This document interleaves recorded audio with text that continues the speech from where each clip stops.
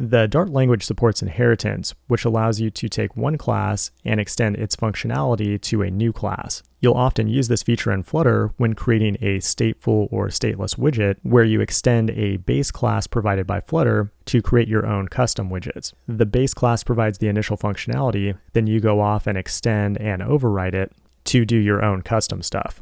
In the code here, we have an abstract class of dog, and that class has a single method called walk. That's the core functionality for a dog.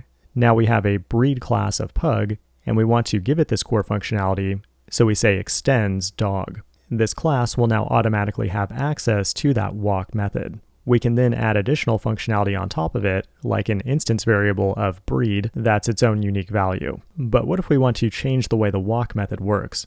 We can do that by simply overriding it in this class. Whenever you override a method or variable, it's a good practice to use the override decorator on top of it. Now, you could completely redefine the method and create something entirely new, but in many cases, you may want to use the initial functionality and just add something additional to it. The super keyword allows you to reference the base class, making it possible to call the original walk method, then implement your own code after it.